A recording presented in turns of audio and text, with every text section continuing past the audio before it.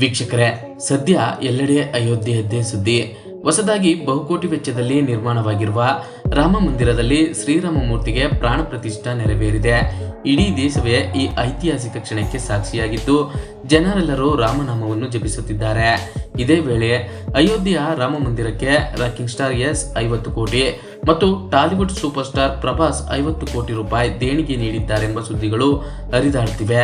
ಹಾಗಾದರೆ ಸ್ಟಾರ್ ನಟರಿಬ್ಬರು ಇಷ್ಟೊಂದು ಹಣವನ್ನು ನಿಜವಾಗಿಯೂ ಕೊಟ್ಟಿದ್ದಾರಾ? ಇಂಥದೊಂದು ಪ್ರಶ್ನೆಗೆ ಉತ್ತರ ಇಲ್ಲಿದೆ ನೋಡಿ. ವೀಕ್ಷಕರೇ, KGF ಚಿತ್ರದ ಮೂಲಕ ರಾಕಿಂಗ್ ಸ್ಟಾರ್ ಎಸ್ ಪ್ಯಾನ್ ಇಂಡಿಯಾ ಸ್ಟಾರ್ ಆಗಿರುವುದು ನಿಮಗೆಲ್ಲರಿಗೂ ಗೊತ್ತೇ ಇದೆ. KGF 1 ಹಾಗೂ KGF 2 ಎರಡೂ ಚಿತ್ರಗಳು ಗಲ್ಲಾಪೆಟ್ಟಿಗೆಯಲ್ಲಿ ಭಾರಿ ಸದ್ದು ಮಾಡಿತು.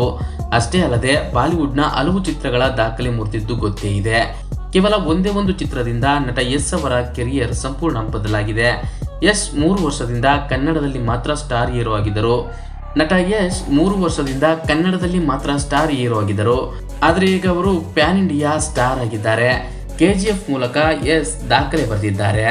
ದಕ್ಷಿಣ ಭಾರತದಲ್ಲಿ ಅತಿ ಹೆಚ್ಚು ಸಂಭಾವನೆ ಪಡೆಯುವ ನಟರಲ್ಲಿ ಒಬ್ಬರಾಗಿರುವ ನಟ ಯಶ್ KGF ಚಿತ್ರದಲ್ಲಿ ರಾಕಿ ಪಾತ್ರವನ್ನು ನಿರ್ವಹಿಸಲು 30 ಕೋಟಿ ತೆಗೆದುಕೊಂಡಿದ್ದಾರೆ ಮತ್ತು ಸಾಮಾನ್ಯವಾಗಿ ಒಂದು ಚಿತ್ರಕ್ಕೆ 20 ಕೋಟಿ ಸಂಭಾವನೆ ತೆಗೆದುಕೊಳ್ಳುತ್ತಾರೆ ಎಂದು ಹೇಳಲಾಗಿದೆ. ಆದರೆ ಯಶ್ ಕುರಿತ ಇತ್ತೀಚಿನ ಸುದ್ದಿಯೊಂದು ಸಾಮಾಜಿಕ ಜಾಲತಾಣದಲ್ಲಿ ವೈರಲ್ ಆಗಿದೆ.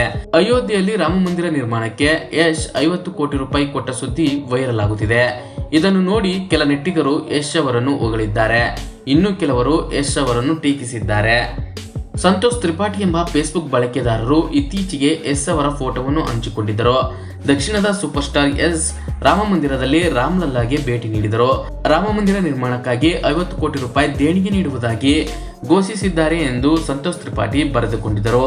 ಆದರೆ ಫ್ರೀ ಪ್ರೆಸ್ ಜರ್ನಲ್ ಈ ಸುದ್ದಿಯ ಸತ್ಯಾಸತ್ಯತೆಯನ್ನು ಪರಿಶೀಲಿಸಿದ್ದು ವೈರಲ್ ಆಗಿರುವ ಸುದ್ದಿಯಲ್ಲಿ ಯಾವುದೇ ಸತ್ಯಾಂಶವಿಲ್ಲ ಎಂದು ವರದಿ ಮಾಡಿದೆ.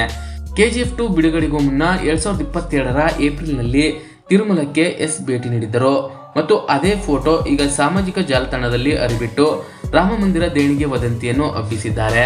ಸದ್ಯ ಯಶ್ ಅವರು ಟ್ಯಾಕ್ಸಿಕ್ ಹೆಸರಿನ ಮತ್ತೊಂದು ಪ್ಯಾನ್ ಇಂಡಿಯಾ ಸಿನಿಮಾದಲ್ಲಿ ಬ್ಯುಸಿಯಾಗಿದ್ದಾರೆ. ಈ ಸಿನಿಮಾ 2025ಕ್ಕೆ ತೆರೆಗೆ ಬರಲಿದೆ. ಯಶ್ ಮಾತ್ರವಲ್ಲದೆ ಪ್ರಭಾಸ್ ವಿಚಾರದಲ್ಲೂ ಇದೇ ವದಂತಿ ಕೇಳಿ ಬಂದಿದೆ. ಕೆಲವು ದಿನಗಳ ಹಿಂದೆ ಅಯೋಧ್ಯೆಯ ರಾಮ ಮಂದಿರಕ್ಕೆ ಪ್ರಭಾಸ್ 50 ಕೋಟಿ ದೇಣಿಗೆ ನೀಡಿದ್ದಾರೆ ಎಂಬ ಸುದ್ದಿ ಹಬ್ಬಿತ್ತು. ಆದರೆ ಇಂಡಿಯಾ ಟುಡೇ ವೆಬ್ಸೈಟ್ ಪ್ರಭಾಸ್ ತಂಡವನ್ನು ಸಂಪರ್ಕಿಸಿ ಈ ಬಗ್ಗೆ ಮಾಹಿತಿ ಪಡೆದಿದ್ದು ಅವರು ಈ ವದಂತಿಗಳನ್ನು ತಳ್ಳಿಹಾಕಿದ್ದಾರೆ. ರಾಮ ಮಂದಿರ ಶಂಕುಸ್ಥಾಪನೆ ಸಮಾರಂಭಕ್ಕೆ ಪ್ರಭಾಸ್ ಅವರಿಗೆ ಆಹ್ವಾನ ನೀಡಿರುವ ಬಗ್ಗೆಯೂ ಖಚಿತ ಮಾಹಿತಿ ಸಿಕ್ಕಿಲ್ಲ.